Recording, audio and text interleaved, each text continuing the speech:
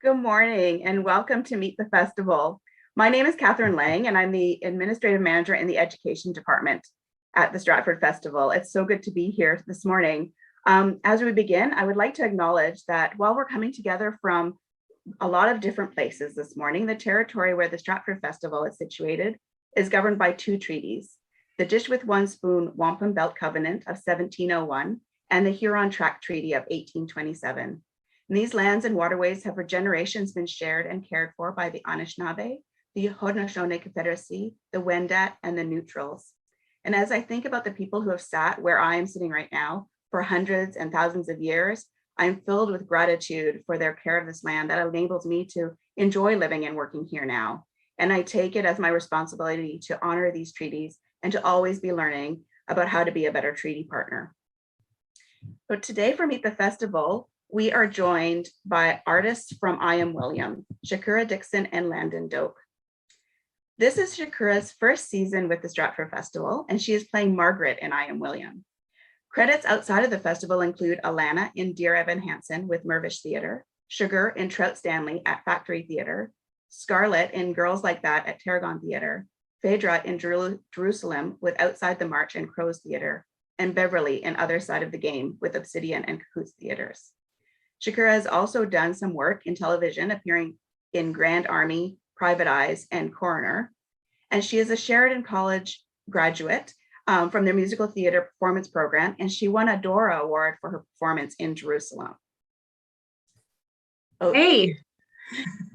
And this is Landon Doak's first season with the Stratford Festival as well. And this season he's playing William in I Am William. His acting credits include roles in Alice in Wonderland and Peter Pan with Bad Hats Theatre and Soul Pepper, A Woman of No Importance and Dance of Death at the Shaw Festival, The Drawer Boy with Essential Collective Theatre, and Life in a Box at the Toronto Fringe. He has also worked in film and television with roles in the film Shazam and the TV series Murdoch Mysteries. Landon is also a composer, and he has composed music for Alice in Wonderland, Peter Pan, and Life in a Box, as well as Romeo and Juliet with Old Flame Brewing Company, the Welland Canal Play with Essential Collective Theatre, and Pippi with Fourth Gorgon Theatre. He is the winner of Dora Awards for Peter Pan and Life in a Box, and he is a George Brown Theatre School graduate. So welcome today. Just a note that Meet the Festival is an interactive Q&A style format. And for those of you watching today, if you have questions for Landon and Shakura, please feel free to enter them into the YouTube chat and we will answer them as they come in. But maybe to get us started, I'm wondering if you could both tell us a little bit about your background. How did you get started in the business? What brought you to Stratford? And I'm wondering, maybe Shakura, would you mind if we start with you? Sure. Hi, good morning.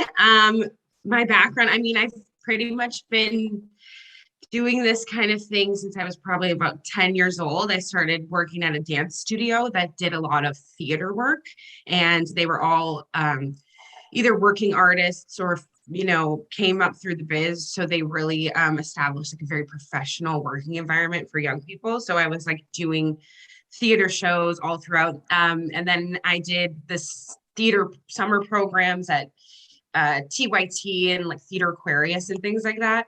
And then I went to Sheridan, which is a musical theater program, but I've been lucky enough to do a lot of, as you've mentioned, a lot of plays and things like that. As far as coming to the Stratford Festival, I'm lucky to have worked with Esther Junn before, our wonderful, fantastic leader, our director. And so I was able to come on board and work with her again and do this role. Amazing. And Landon, what about you? What's your background? Yeah, I was just a theater kid. I'm from Newmarket, Ontario, if anybody knows where that is. A suburb like an hour north of Toronto. And I was always singing as a little kid, and I just didn't have like an after school program to go to. And I remember my mom one day saying, "Have you ever heard of musical theater? It's like Grease," because I knew the movie Grease. And so she signed me up for a community theater company, and we did Pirates of Penzance. If anybody knows that show by Gilbert and Sullivan. And I sort of was hooked ever since then. And I did a lot of community theater growing up. And after high school, went to George Brown Theater School and found my way into writing more shows while I was at George Brown. And since then I've been working and writing shows, and during the pandemic, I had to do a Zoom audition for Stratford, which was really bizarre. And now here I am. Never worked with Esther before, never been here before, but it's been an amazing summer. I was going to say it's been such a different theater for the festival, but I think ultimately it's a special season because of the fact that everybody came together to do this thing in a world that's so different from what we're used to right now. And I'm wondering how have you felt about your first seasons at Stratford? Is there anything that has stood out in particular for either of you? I would just say that it points out the resilience of the theater industry and theater people. Like, we really want to be able to do, it's more than our livelihood. We really have suffered in a way that a lot of people don't understand, not being able to do this. I always say that, like, this is pretty much the only time in history, save from probably a few little things that have happened, where there has been no theater. This is like such a specific thing where we're not allowed to gather, because even in the worst of times, there's been storytelling in theater. So I think, although it's been a struggle and difficult and not what we're used to, it's been, it just shows the spirit of our industry that we will make it happen. Like, the show must go on. Yeah. Landon, has anything stood out? Yeah, just that. I mean, it's coming to Stratford for my first time is so exciting. I remember being here on a school trip and taking the school bus and getting off it and going and seeing a show. So yeah, there's a lot of buildup leading towards coming here. It's one of the things on my bucket list, and so it's been an amazing summer. But it has not been a regular summer. We didn't get to do, the big openings. There's usually these big ceremonies and getting to be in these amazing theaters. So unfortunately, we didn't get to do that. But yeah, it is a testament to our industry and the people working here that we want to keep doing something. And I think something is better than nothing. I think the festival had a choice this season to either do something or not do something. And I'm so grateful they decided to do something, because I also think it's acted as kind of like a beacon of hope to the rest of the industry, seeing that something is happening, even that we're outside and we're all still in masks. We found a way to make it work. So it's given me a lot of hope, because at the beginning of the pandemic, I didn't know what was going to happen. So it feels like we're on our way back. And so that's really exciting. Mm-hmm. Yeah, that's what stood out, I think. That is great. Have either of you had experience working in outdoor theater before? I'm always curious to know. Some people, if you've had the experience before, you kind of know what to expect, and otherwise it could be quite a different experience I would expect. How have you felt this summer being outdoors? And I didn't let you answer if you've had experience working outside. But either of you, would you like to jump in with what you Go felt? for it, Shaq. Sure, I have, but it was in the winter. I did a Christmas show called The Story with Common Boots and Soul Pepper, and it was the complete opposite of extreme temperatures. Like, we were completely bundled up under our robes and costumes, which is kind of like, it's easier to get warm than it is to cool down. So this season has been the exact opposite, where we're stuffing ice packs under our costumes. We have air conditioners trying to cool us down, and there's bees. That's a new elemental thing. But I mean, yeah, it is a different element of a challenge for the show, but it can be quite magical. There's breezes going while we're speaking, you know what I mean? Or if we do a show at night, the sun will set while we're doing it. So it does give it a little magic. And it is the way that it's the original way of doing theater. So there is a magical element there. Mm-hmm. Landon, have you done outdoor theater before? I have, actually, maybe more than I've done indoor theater, weirdly. Mm-hmm. So I kind of had an idea of what we were in for. It got a lot hotter than I expected it to midway through. There was 1 week there where, we were sweating buckets. Shaq will tell you, I was turning red on stage. I was beet red and sweat dripping off my nose. But yeah, right out of school, I did this thing called Pirate Life Adventure adventure cruises. It was like on the Toronto island, and we took Mhm. everybody on a literal ship and we sailed around, and it was an hour-long show where we searched for treasure outside. So that was the hardest thing I'd ever had to do outside. There was no canopy, so I was horribly sunburnt all summer, and the wind was in the air, and so it was really loud. So this is really forgiving because it's got this inside-outside feeling. We're still in the shade, and it blocks some wind and keeps things a little bit more quiet. So it's pretty nice, actually. And most of our shows have been daytime. Tonight, actually, though, we have a 7 p.m. show, which will be really magical because the lights are finally down, because it's a daytime show and we're outside, right? So we don't get the full stage picture. But tonight we will. When we're there at nighttime, the lights really come on and it's a beautiful experience. And we haven't had many of those, so I'm really looking forward to that. But yes, I've definitely cut my teeth on a lot of outdoor shows. So I think that would be very lucky in this season, so that it didn't catch you totally off guard with that. I thought it was a wonderful experience being there outside in the tent, and it was just a joyous way of experiencing that play. Landon, can you still hear us? It looks like you have frozen. Okay. Hopefully he can like leave and rejoin.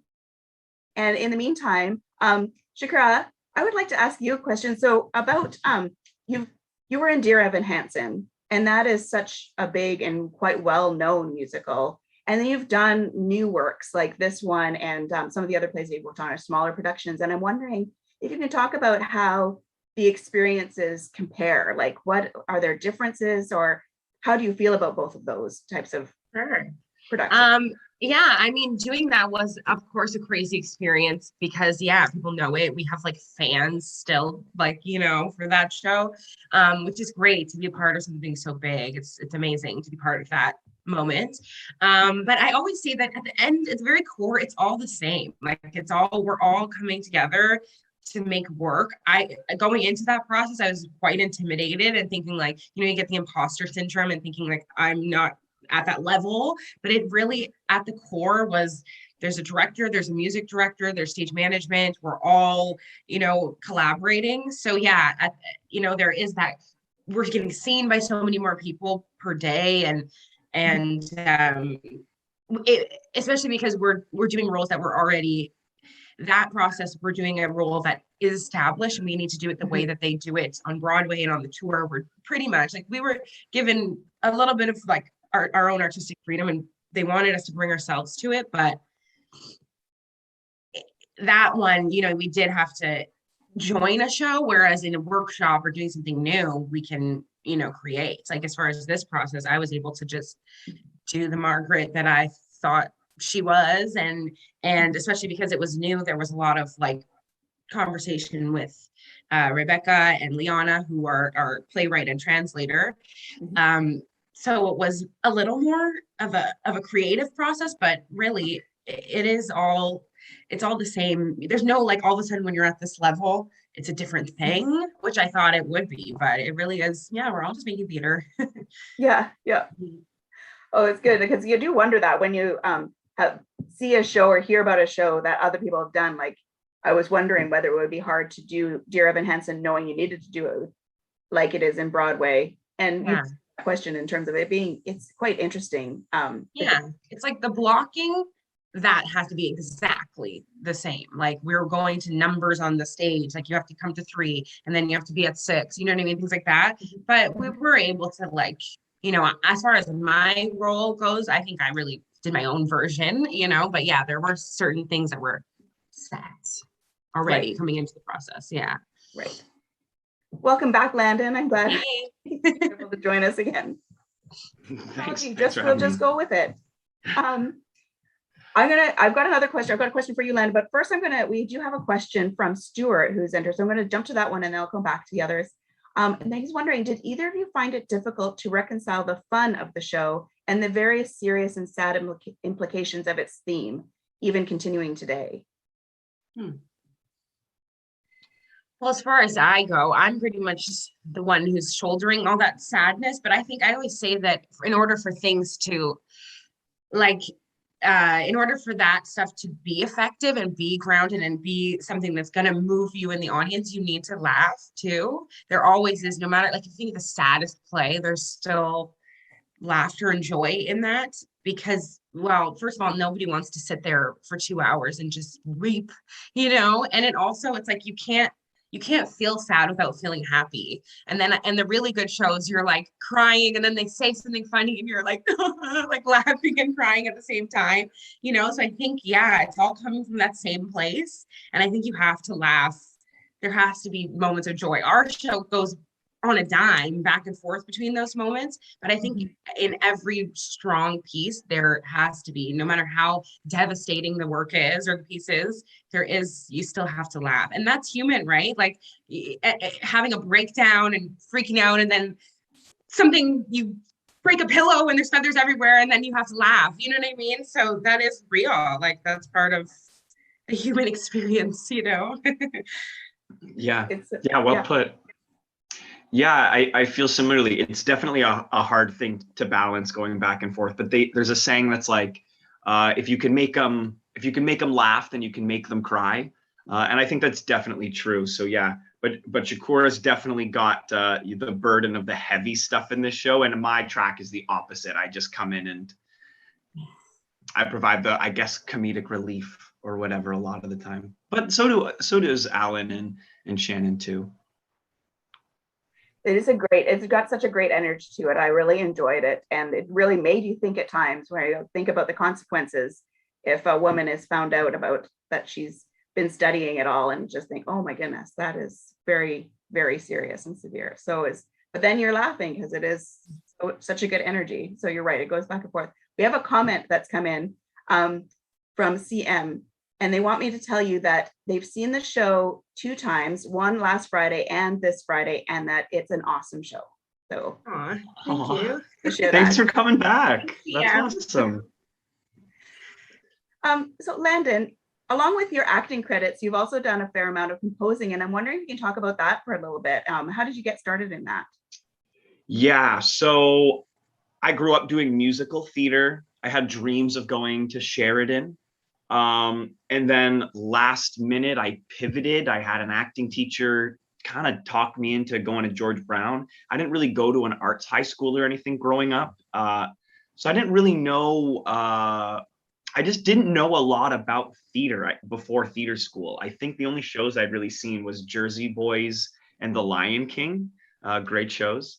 But I went to George Brown, and I wasn't fully aware that I was not in a musical theater program until we had started, which was a little disheartening at first, but it just made me really, really hungry for more music education, because I wasn't really getting it at the program I chose. So just while I was in theater school, I was writing music all the time and recording music. And in my 3rd year of George Brown, we started to hear about, indie producing and the Fringe Festival and the things you could do out of George Brown that you as the artist had control over, because otherwise you're trying to get a talent agent and you're sort of waiting by the phone or your email to get an audition or whatever. And so what do you do when you're waiting for that stuff to happen? What do you have control over? And so I had this, I was really close with my class. There were playwrights in the class and directors in the class and people who were interested in stage management in the class. So we all sort of banded together and went, could we just produce something on our own outside of school? And so we had been working on some Shakespeare and Romeo and Juliet. And so I said, I think I'm going to turn Romeo and Juliet into a musical. So me and a friend took the script and cut it down to a 90-minute version. We picked which moments I thought would be musical, just based on my own tastes and the musicals I knew of. And so we adapted Romeo and Juliet into a musical, and then independently produced it when we graduated from school, which made me realize that was possible, that you could do that. But we really were winging it and flying by the seat of our pants. And then the same sort of crew, we were looking for a Christmas time show to do, or a winter holiday type thing. And we were all really big fans of Peter Pan. And we found out that was in the public domain, which means you didn't need to pay for rights for it. and we could adapt it. So we adapted that show into a musical. And so my background, the word composer, that is true, but I always think about like someone at a piano and notating the sheet music and all that, which I can do a little bit of that, but really the way I write is a lot more akin to like we're in a rock band in a garage. I'm just a singer-songwriter and I play the guitar. But I learned that that's a way you can write and create new musical theater. So yeah, since graduating school, I've done a few different projects and I get asked and commissioned, can you write music for this thing?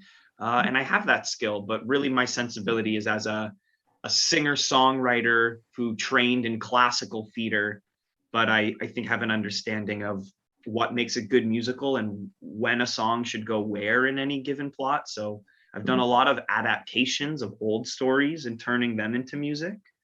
But yeah, I've kind of just been learning as I go because I don't have formal music education. It's more acting training. So Right.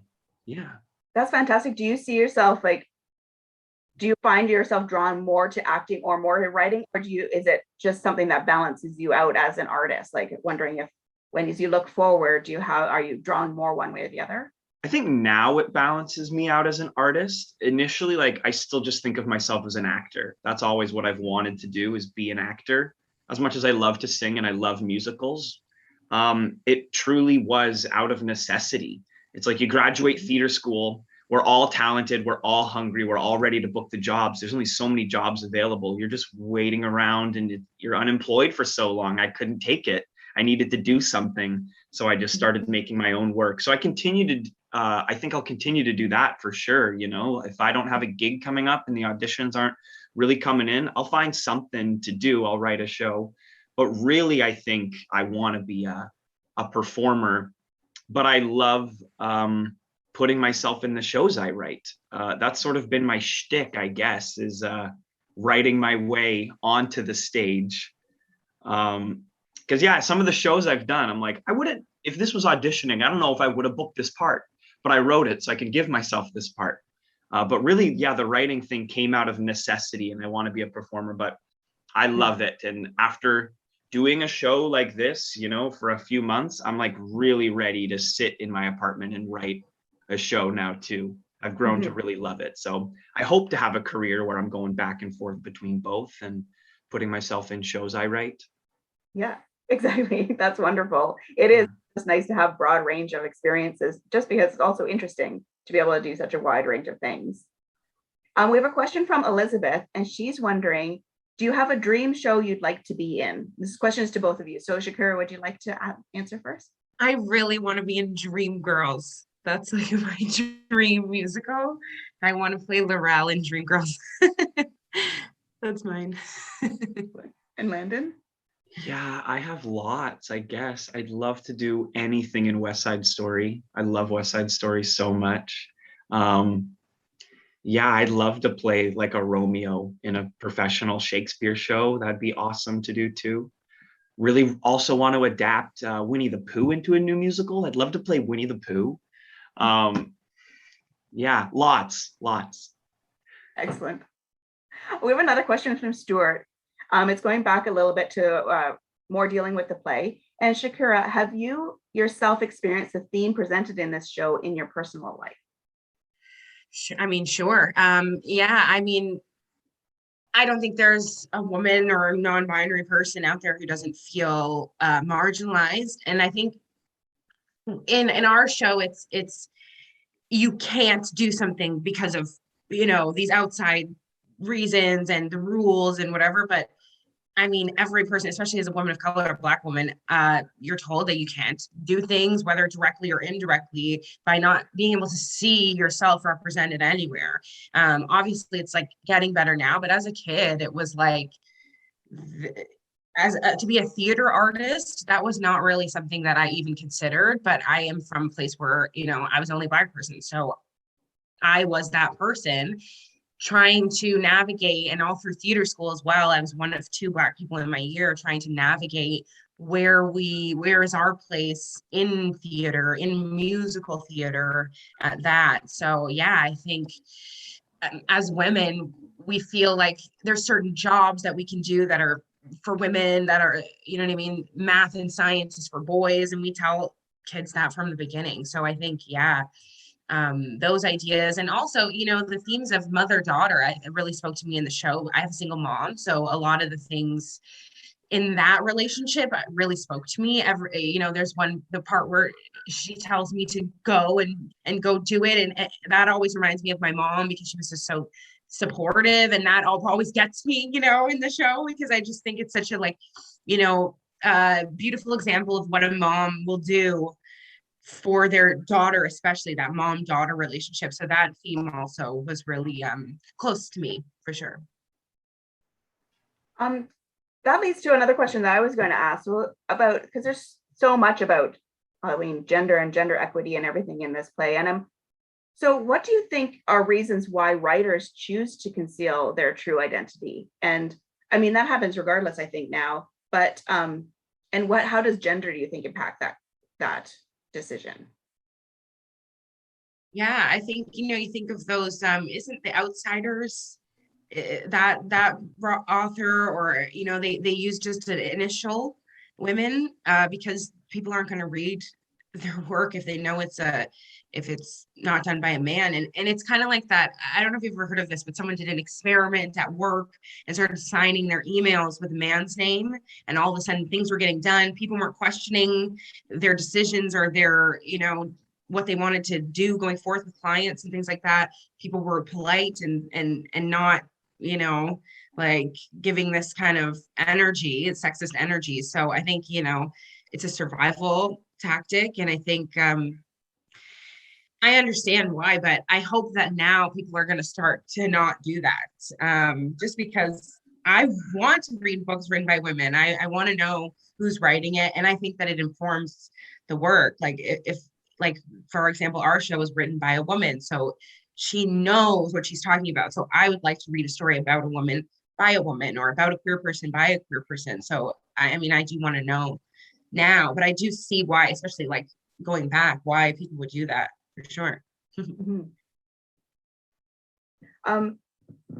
Kind of tied in with that, and you've kind of answered some of this too. I'd love to hear from both of you on this. So what do you think what does gender equity look like, and what does it mean to you?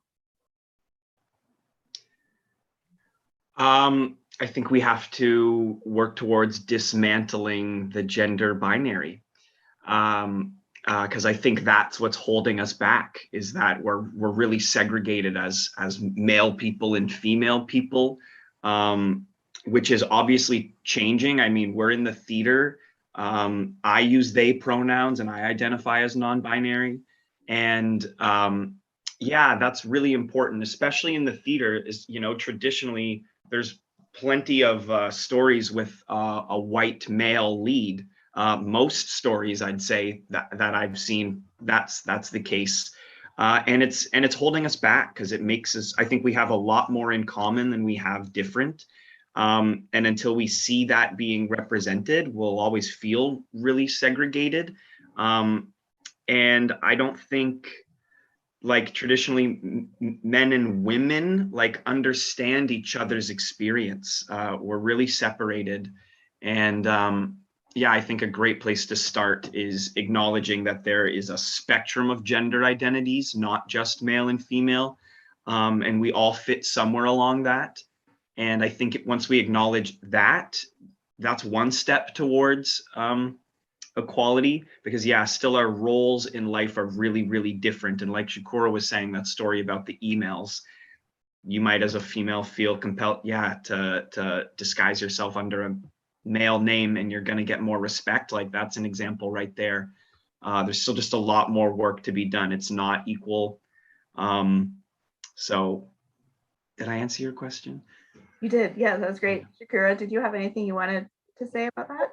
I just think it's great that we're going for equity, as opposed to equality at this time, because we're not at the place where we can just try and say, oh, everyone just should get the same. You know, I think it's like we need to start doing, you know, affirmative action or whatever you want to call it, and pushing forward the stories of non-binary people, of queer people, of people of color, of women, because as you said, it's like I feel that there's a ceiling on roles as an actor, as a woman. I don't feel like, you know, we were saying you don't get to like flex as much as you do as a man or someone who seems like a man, you know. So I think that, you know, we do have to have a good 10-20 years of trying to offset the white dude plays that, you know, and work that we've done. We need to have, okay, it's our turn to do, you know, and then going forward, probably if we achieve what we want, then it can be just, you know, everyone is, you know. But at this time, I think it's really important for people who aren't all these marginalized identities to kind of hold and use their power in society and their privilege to push forward these stories of, you know, I want to see, I've never seen it, maybe that's not true, but I've never seen a play that's like about a non-binary person just thriving, you know what I mean? Not about like struggles, or a queer person. Let them, I want to see joy and see a non-binary person, and that's not their whole story. They just happen to be a non-binary person. I think that's what we're going for. And I think a lot of the stories and work available to people who are marginalized is like pain and trauma. And I think there needs to be just a variety of everything. Just like, you know, a white dude gets to be on stage doing all these different colors of life. I think in order to achieve equity, so does a woman, you know, to be a character who's flawed and has all different beliefs and friends and, you know, wants and needs and loves, you know. So I think, yeah, in order to achieve equity, we need to have a complete shift the other way. Which is why this show now as well, you know, to really flip the idea of history on its head. When I first told people that I was playing William Shakespeare or whatever, everyone was like, oh, that's going to be really cool. It must be an intellectual part. But if you see the show, you know, I'm really the comedic relief and the silly one. And Margaret is holding the weight of the show and all the intellectual stuff. And I think that's an amazing thing to see. And that's a good step forward too, to just flip the idea of history on its head. And the story is really, you know, Margaret is this genius who doesn't get to realize their genius because of their gender. And I get to walk through the world really mediocre and sort of treated like gold. And so throughout the play, I think William, because they're 13 in the show, right? So they're very young. And so I think William slowly starts to discover, like, wait a second, your life and my life are not the same. I get to do anything I want. You give somebody the wrong look and you're getting punished for it. And you're a genius. And because I love you, it saddens me that you don't get to see all your dreams come true. And so it's sort of a story about William realizing his privilege and this genius writer having to do what they have to do at that time to be heard. Yeah, I have another question that ties in with what we've just been talking about. Do you both think that considering the history of gender inequality, change in the system is inherently more important than fame to women, or perhaps a necessity? Than fame? Oh, I see. Fame, considering the context of the show. Sure. I mean, it depends on the person. Like I always, you know, I always say that like people should be allowed to, especially people in those, you know, if that's what you want, then I can't hate, because how many men, is that what they want? Not every, I always say, like, I have to be a woman every day. So if I'm not the perfect activist, or I'm not the person who, you know, I'm still having to, just by being a woman, being a Black woman in the world, that is, and doing what I want to do and trying to be famous like I want, that is actually a revolutionary act. Like, that's not necessarily how I feel, but if somebody wants that, like just being and doing what you want and going for get yours, you know, that is a revolutionary act in itself, because that's what I always say. Well, would a white dude say that? Would they think that way? You know, would they try and small themselves and say, well, it's more important, the greater good is more important than myself? It's like, no, people, you having the freedom of the whole human experience is actually, I think, an important part of making that change and making that lasting change, is like having the freedom to be a person. Like in our show, Margaret doesn't have the privilege of wanting to be, you know, recognized. So, you know, if she did, I wouldn't fault her for it. If that is what she wanted, it's like, that's pretty tough. Like, you know. Yeah, I don't have anything to add. That was really well put. This is good. This is good.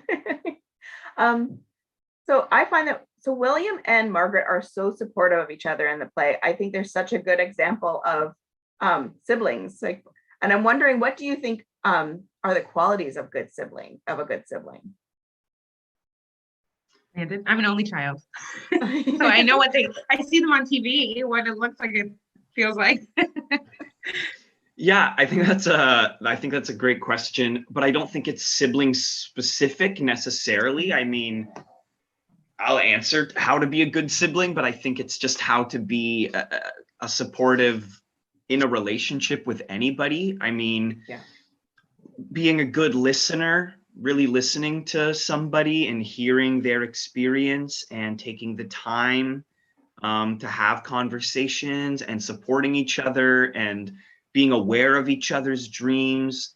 But I do have siblings. I'm the middle of two brothers. I have an older and a younger brother, and we're all really close and they're really good guys. And but none of that stuff is sibling specific. It's just, I think, you know, not everybody gets to have like their blood family be really the family that they need. Not everybody. I do have that experience, but sometimes your family is more your chosen family and not your blood relatives. So that doesn't make them any less family because you're not related. And you can still have all those relationship traits of just being supportive to somebody if they're a best friend or even a parent or your actual like partner. So it's not sibling specific. It's just how do you be in a relationship and support another human being? And it's, you know, listening and helping them pursue their joy. It's a good point, because I feel like Margaret and William do a good job of that in the play, supporting each other that way. What, in your opinion, who was the most powerful character in the play? Margaret. Well, like power, or I think that's like she might be the strongest, but she doesn't have what kind of I guess, power, yeah, who has the most power? Our dad. I mean, according to the time, if we're talking like status, like the older man or of the the Earl, house, or the Earl, yeah, the Earl played by Alan or whatever, the Queen. But I think like I don't know whose journey is the most powerful to watch as an audience member. I think Margaret's journey is the most powerful one. But it's interesting when you break it down, because I hadn't really thought it through like that, but there are so many different ways that you can look at it in terms of power and strength. Because if you look at it powerful in terms of having power, or who is the strongest character in terms of strength themselves. And power, it's like, I mean, William is young as well and has potential to do all these things, is there being able to, and then ends up being able to be William Shakespeare. So as far as like, social power or whatever, social power. William has the potential for a lot of power. Oh, but we had a similar conversation like this about, no, I'm trying to remember. Yeah, Shakura, see if you can fill in my blanks, that like whoever has the least amount of power probably has the most strength. And so because you don't have power, you have to be really strong. So Margaret is really strong and really resilient, whereas William doesn't have that same kind of strength because he has an inherent power given to him. He has status, just being male, and potential for power. So I think that's kind of an interesting way to think about it, that when you have a lot of power given to you, you don't have to develop all these skills to be really strong, but when you don't have power, you have to become really resilient to survive. Right. Exactly. I'm wondering if you could talk about, like, why do you think I love that this play is a really what if, imagining what if the world was like this. And why do you think it's important to reimagine or challenge previous ways of thinking, of doing? I mean, I think we've talked about this before, but I think I say that people who are in a marginalized identity, where, queer, disabled, poor, you don't have a choice. You have to reimagine something. And we had a wonderful Rania, she did a anti-oppression workshop with us, and it was like so mind-blowingly fantastic. And she kind of spoke to the idea that it's actually our responsibility to imagine another world, especially when it comes to the future. We can't just assume that everything the way it is the inevitable, and we actually have to use our respective positions of privilege, because we all do have them, including me or anyone, and use those to reimagine something else, because we can't just accept the world the way it is. I think that's in the play. But yeah, we have to see something else. And yeah, when it comes to people who are completely disenfranchised or marginalized, it's like, what choice do I have but to see something else for myself? Yeah. Yeah. Landon, did you want to add anything? Yeah, I'm just thinking. Yeah, I think well, I also think the idea of who wrote Shakespeare's plays is a really fascinating one.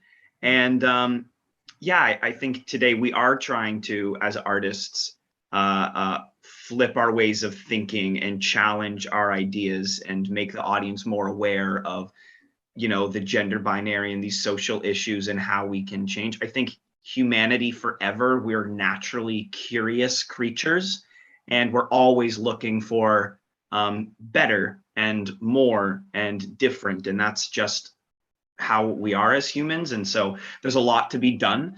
And I think when you're trying to make an audience more aware of that, you have to kind of present it in a way that's also fun and joyful.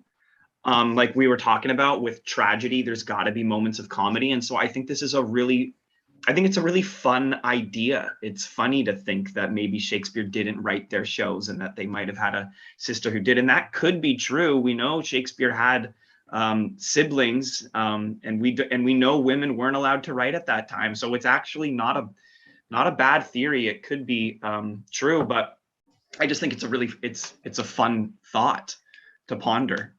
Mm-hmm.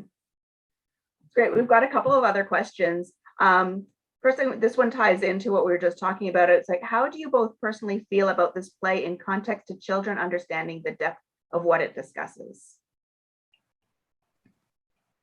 Sure. I think it's a show for everyone, not specifically kids. I know it's like billed as a kids show, but there's something, obviously there is, as you're, I think, saying, there's a lot of heavy themes and big things, but I think like even the smallest kid can at least get the feeling of sitting in the theater and seeing a girl triumph and achieve. And even if they're not getting the specific ideas that are mentioned, like I'm thinking like a 6-year-old or something, they're still seeing the girl is sad. She can't do what she wants to do, but then her mom gives her support, her brother gives her support, and she gets to do something. Whether they're getting all the little intricate social justice ideas, which are huge things, for a kid. I think also kids are pretty perceptive and can get a lot. So they are getting that understanding at least of that through line, that storyline. And me as a kid, like watching theater like shows like that, a musical, just being able to see someone, I always think like when I see kids of color in the audience, I'm like, here, like you can do this. So I think that alone, seeing like a girl who looks different than maybe you're used to seeing on stage, gets to do something, gets to ride the horse and do things, you know what I mean? That story at its core, even if they're not getting the giant themes of the show, I think can definitely make an impact. Like I remember shows that I saw at that age, even though I don't remember the big details. Yeah. So I think that there is something there for them too. Yeah. Yeah. What do you think? Yeah, absolutely. I think all of that. And I think humans kind of come into the world genderless or unaware that has an importance. So I think if you were a parent today, I always think if I become a parent, like how do you teach your children to be aware of these things when they naturally are going to come into the world not aware of them, but then the world is going to make them aware. So how do you prepare them for that? You know, if I had a daughter, how do I make them aware of life is going to be different for them, and it's not as easy? How do you make them aware of privilege as a kid or whatever? And so I think this show is a way to do that, because it's 2021 now, so things are really different. But I think if I was a young girl watching this show, it would show me maybe, oh, I wasn't aware that it used to be that hard, and it would start me asking those questions. Why is it different for boys and girls? What's that about? And then also just reminding them, it's like, we're not in that time anymore. We're moving past that time, but we are still in an age where we have to do that work. So I don't know, I would actually love to interview a couple kids who watch the show and find out what their experience is. That'd be really interesting, because I do think we can't erase our history. We have to acknowledge it if we want to move past it. And so this is a way to do that. But yeah, I don't know. I think it must be an interesting experience for a kid, because you're not aware of all of these things, but you have to become aware of these things. So hopefully we're doing a part of that job with this show. Yeah, I think so. I thought it was a really positive message, and it was encouraging and kind of inspiring. So I loved the way that it ended in that way. We're going to switch gears a little bit. We have a question wondering, what was the hardest song to perform? Song? Yes, song. I don't know. Go ahead, Shakura. What do you think? Sure, yeah, I sing a lot in the show. I think for me, Wonderful, the song that I sing at the end with my mom, which is great, but I'm by that point, I'm just very tired vocally. So I'm like, here goes nothing when it comes to that part. Yeah, I mean, that probably vocally. I mean, emotionally, probably. It's a toss-up. I did 2 songs in a row. The argument between us, and then the Tell Me, which is kind of, it's emotional, so it's difficult that way. It's challenging, but yeah. Vocally, Wonderful. I'm like, I don't know if I got these notes by that point of the show. Yeah, most of my songs are actually early in the show. It's funny, we talk about our tracks or whatever, because it's a 90-minute show and we're both mostly on stage the entire time. There's only 4 people in it. But my track, like my hardest stuff is at the beginning of the show, and then once I get over that hump, it's pretty smooth sailing. And Shakura's is kind of the opposite. You've got this smooth on-ramp, and then it gets really hard towards the end. Yeah. My hardest song to sing, though, is probably A Horse. It's that one where you run around the stage and I have coconuts, very Monty Python, and I'm going, a horse, a horse, a horse, a horse, a horse, a horse, a horse. And it's not a hard thing to sing. It's just that I have to run around the stage at the same time. So I'm always out of breath going, a horse, a horse, a horse, a horse, a horse. So I changed my answer to that. Yeah, that. You do it too. That. Yes. I can't breathe. Oh, I love that part. It was so good. People in front of me in the audience, there were some senior ladies who were just enjoying it so much. And being in that's what I've been missing about live theater. So it's been so wonderful to go back in and like just be present with everybody's energy, enjoying it. And that stood out to me that day. It was wonderful. There's another question. Landon, this is for you. Are you in future productions here at the festival? Maybe you don't know an answer to this. Great question. If you know, let me know. I'd love to be back. Whoever's listening, I'd love to come back. But yeah, I don't know. I know things are really delayed right now and up in the air because of the nature of the pandemic and everything that's going on. So typically the festival would probably know their season by now, but I think they're right now in the midst of choosing what shows are going to happen next summer. But they're probably in a place where they kind of have to wait and see, are we going to be doing something outside again? Can we go back into the theater? So there's a lot up in the air right now, but I love the town and I would love to be back. So fingers crossed and all that. It's such a funny time right now. We're so off of our regular schedule at the festival about when things are happening, just because things change all the time. So it's a busy time trying to guess what it's going to be like next season. I was wondering, so this play, the themes are so it's all about the difficult topics as well, but it's also about following your dreams. And what do you think? I feel like the theater also is a little bit like that. It's a topic I think a lot of people who work in theater kind of have in mind. It feels like it's in a lot of plays, and it's when you think of it, actors kind of following their dreams. I'm wondering, what do you think enables people to follow their dreams? It's kind of a broad question, but yeah, I mean, I think obviously support. Like, I was not one of those kids who was told that that's not an option. Acting is not an option. My mom was like super supportive. I think if I wanted to be a soccer player, she would have supported me to do that. Pretty much anything, a physicist, you know what I mean? So I was really fortunate because it's not everyone's experience. A lot of people think that being an actor is not a job, and you know what I mean? But my mom was just like, whatever you want to do, I'll help you do it, which is wonderful. I love my mom. She's probably watching. Hey, mom.